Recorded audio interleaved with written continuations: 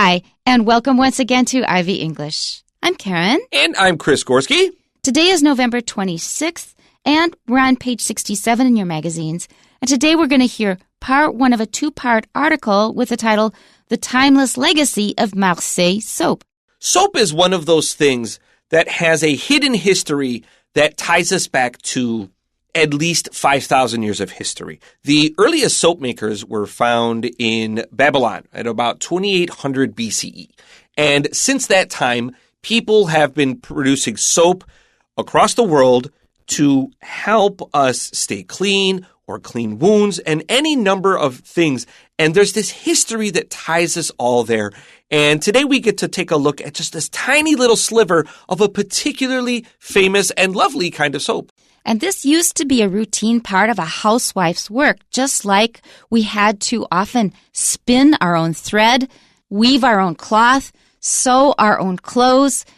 Women used to have to do that. Another thing that they routinely had to do was make soap. So let's find out about a very special kind of soap. So again, our title is The Timeless Legacy of Marseille Soap. And Marseille is a city in southern France. All right, let's start our first paragraph here. French Marseille soap is a name synonymous with purity and tradition. It originated far from the French coast in Aleppo, Syria.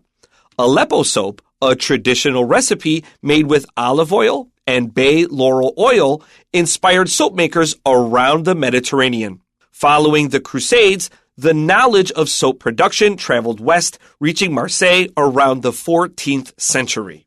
The first documented soap maker in Marseille was Crécat de Vin.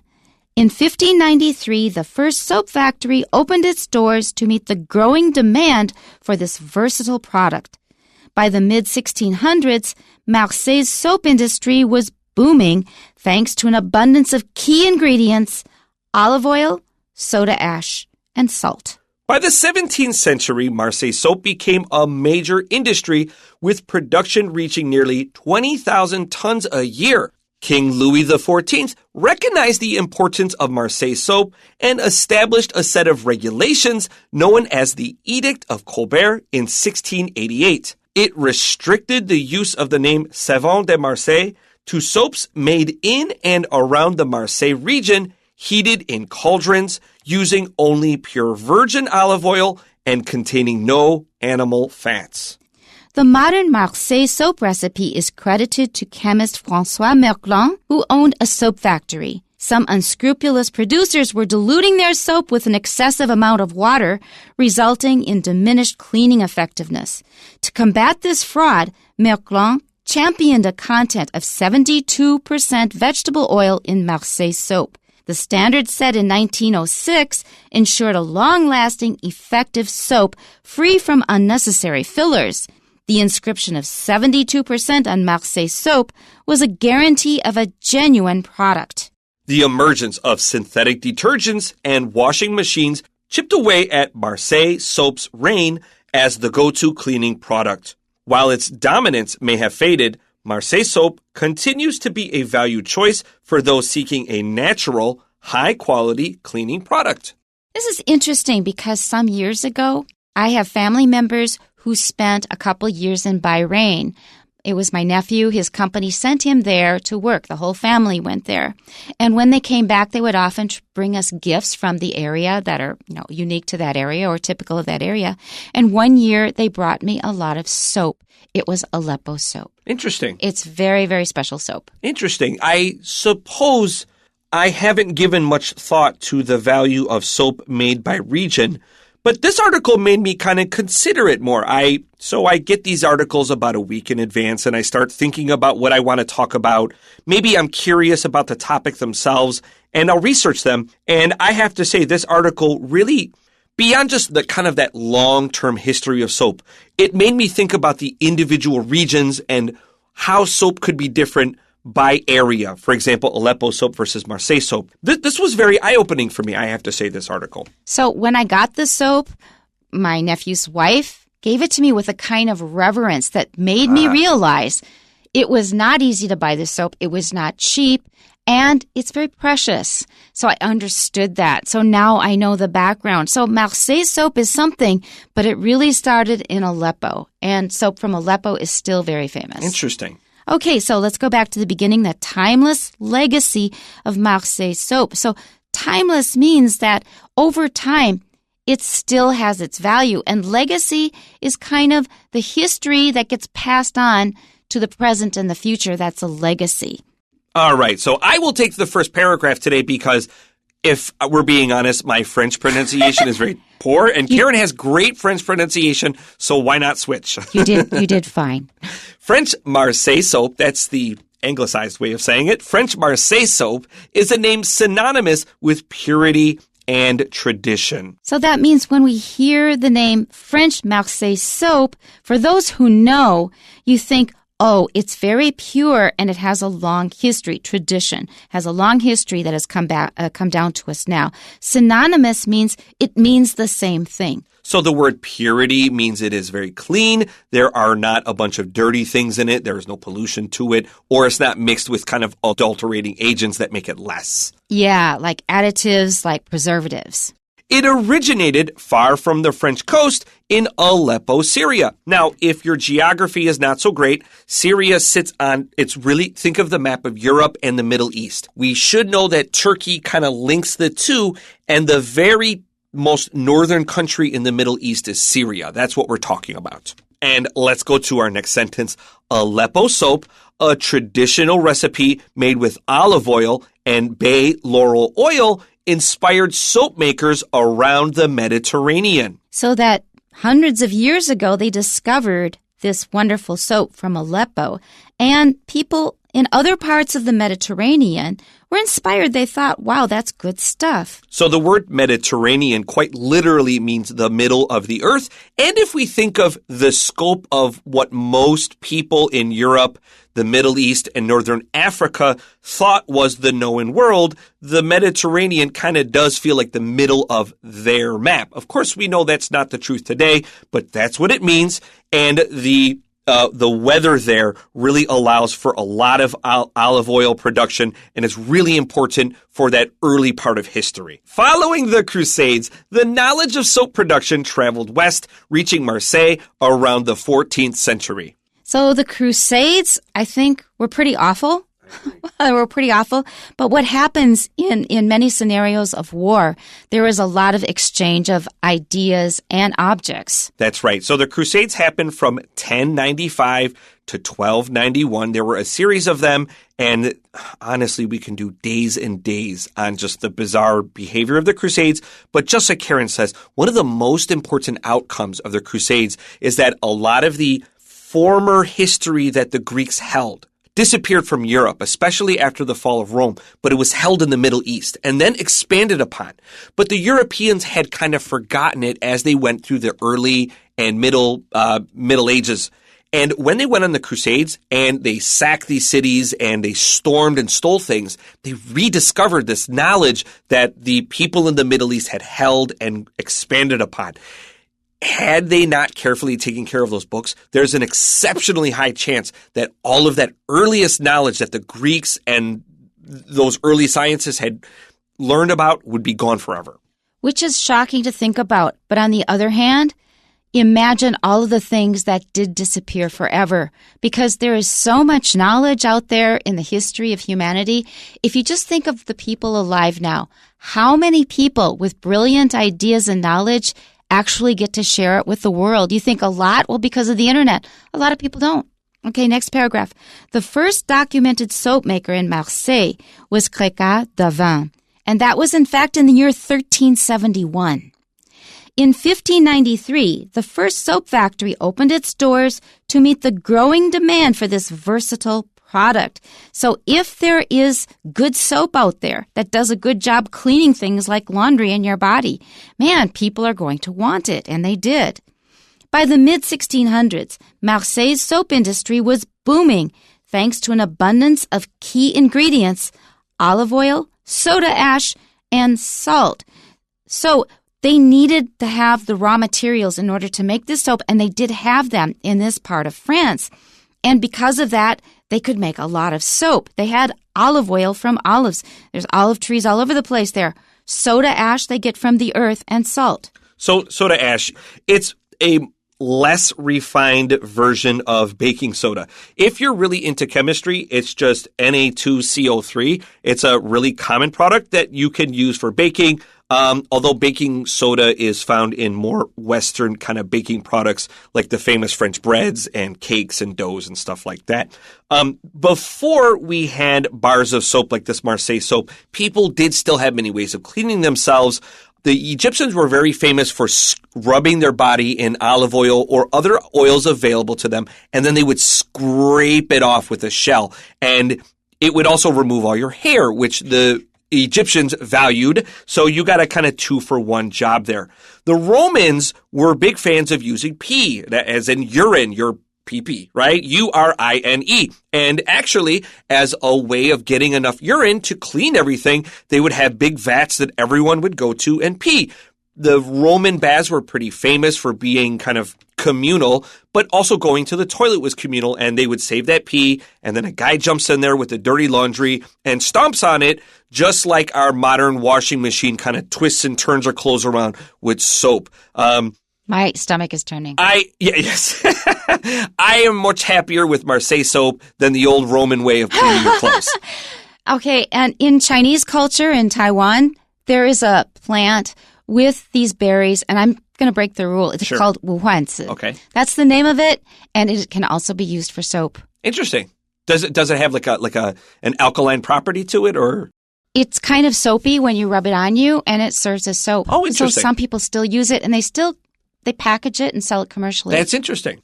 All right, with that, let's move on to paragraph 3. By the 17th century, Marseille soap became a major industry, with production reaching nearly 20,000 tons a year.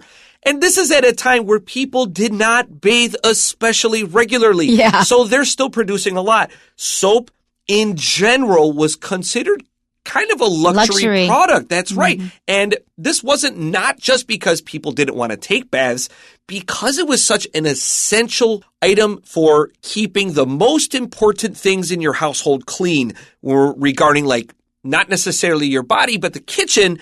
It was often taxed heavily, and they knew people needed it, so people would scrimp and save. That means like try really hard to save enough money to buy just enough soap that they could use to get by, but they wouldn't spend all this money just to clean their own bodies with soap. So for soap producers to still be able to produce 20,000 tons of this stuff is really impressive.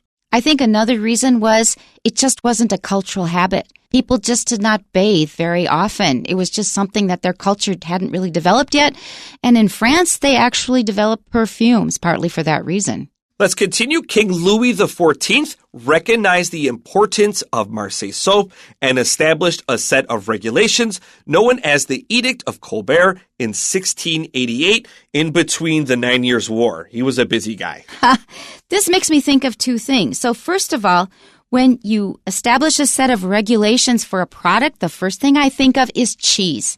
So there are all kinds of European cheeses that you can only call by a certain name if they meet a whole list of requirements, and they may have to be produced in a certain area as well. So it sounds like that's what they did with this soap. This habit, this idea started really early. The second thing I thought of was Stephen Colbert.